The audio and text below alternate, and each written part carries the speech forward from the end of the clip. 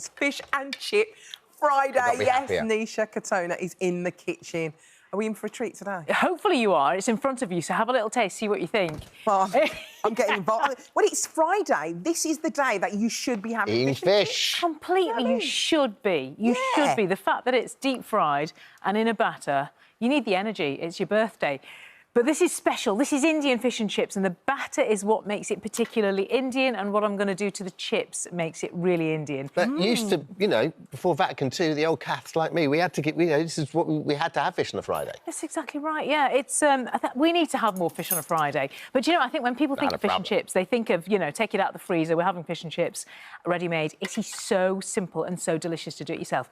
The flour that I'm using is ground flour. Oh, my God, Nisha, this is great. Is it good? Really? I'm glad. So there's just a bit more depth of flavour to that batter. It really is. And that, yeah, so this is ground chickpeas.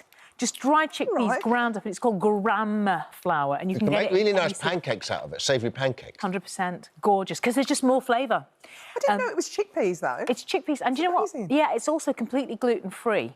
So it's great for celiacs. It's just, you know, gluten-free is not a bad thing to do every so often. So what I'm going to do is I'm going to get my fish. This is cod.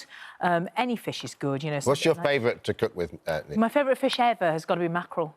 I love mackerel because it's properly fishy. But for this, what's your favourite white? Well, cod's great, haddock's great, you know, because they're just quite safe. You want something that's meaty and safe, you know. Monkfish is to die for. But you could do this with what, hake or pollock or something like that as well. You could do it with hake and pollock. Yeah, pollock is more of a if it was pollock, I'd add some spices directly to the flesh.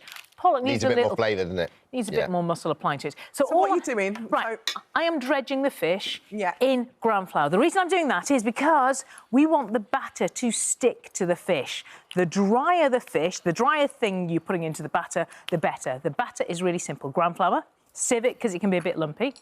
Into that, we're going to put about half a teaspoon of baking powder. We want that to give it some leavening, to give you those bubbles in the batter. Little bit of chilli powder because we're in India. Bit of warmth was the word you used. I like that. I like a little bit of warmth in my food. We want turmeric because all Indian food is founded on turmeric. It's that taste of Indian sun-kissed soil that goes in. Little bit of salt for the arteries. And it's good for the arteries, isn't it? So... we like them nice and tough in India. And the fish spice. The fish spice is nigella seed. So the thing about nigella seed is you have it in two places, primarily in Indian food. You have it in naan breads and things like that, in the pastry of samosas. Fish is where it's at its best. You are then going to add water. Now, what's really nice... Look at the colour. So you're already there, aren't you? You're already there. I'm just watching this. It's always a bit treacherous, isn't it, cooking with hot oil? So we dredge the fish in the... You dredge the fish in that. You then create this batter that I'm not doing very well, but it will become this lovely sort of thick pancake mix. It's live TV, Nisha. It's live TV. It goes. You have no fear of it, do you? Nisha, in terms of when you're in India, where are the classic fish dishes from? Are they that sort of south, the western kind of Kerala, Goan kind of... Exactly. And it's beautiful because you can see it because of the shape of the country. It kind of narrows down, doesn't it? So you know there's more and more water down there. So that's where the fish is at its very best. Having said that, I'm from an area called the Bengal. Yeah. We dredge it in and we're going to drop it into this oil. Oh, look at that. And hopefully not end up wearing it. Let's give it a go. The colour is stunning. Let's give it a go. Is that the turmeric? I suppose it is. It's the turmeric, but it's also the ground flour, so that'll bubble away. Can you see I'm just sort of shallow... Well, it's not shallow frying, but it's not a deep fat fryer. So that will bubble away. Let me turn the heat up on that. Is that sunflower oil? Sunflower oil is great. Do you know what? Olive oil. I think chips in olive oil are the sweetest kind of chips. Chips. We parboil them, not just for the speed of cooking. Yeah, try the chips because these are very typically Indian as well. We parboil them because what we want is once they've come out of the hot water, the water starts to evaporate. And you end up with this dry surface that's slightly porous. So when you fry, they really do sizzle and you get a nice crispness. So we put turmeric on, and this is typical for any Indian potatoes.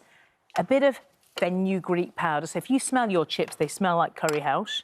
That's what fenugreek does. It completely beguiles the nose. Fenugreek. Fenugreek. Have you heard of methi? No. Methi. So methi is it's like slightly sort of A-level curry spice. It's a really very fantastic spice. Methi. Massive, massive, massive flavour. and is very transformative, particularly on potatoes. So I'm just tossing those together. But turmeric on chips, can I tell you, makes them sweeter. It really does. I love the way that you season everything. That's what I love about your cooking. Honestly, always so good. Yep. Because who would have thought that you could season chips? I know. And some people think, I mean, it's called almost like gilding the lily a bit, isn't it? Because they're chips. Whoops. And then we pop those in. Hang on. I'm not seasoning them very well, am I? It's not very smooth. But we pop those in. And don't worry about the oil turning, you know, yellow. That yellow oil, keep it and then cook your next curry in that oil because it's already got the fenugreek and the turmeric in it. Do you know what's also really good is that oil is then great for things like, you know, if you're making a pickle or a chutney because it's already got that flavour in it. So that's the secret. This is taking forever. How long do we need to fry the chips for? The chips until they're golden brown. Because they're parboiled, they're already soft. All you're then doing is trying to get that colour on them. And similarly with the fish, how long do you cook that well, it's for? about 8 minutes for the fish. 8 minutes, You would wait for it to be a bit hotter. I'm not even going to meddle with that. Let that just fry. But then what you get, can I show you, because this is the done one, oh, it looks beautiful. You get this. This is an astonishing twist on ketchup. It's garlic and it's coriander leaf, blitz it up, and it's divine. It's to die for. So that's what you end up with. All on our It's all on our This Morning app. Just go to the website. Loads of chefs with some fantastic Thanks so much, ideas. Nisha. Thank you so much, Nisha.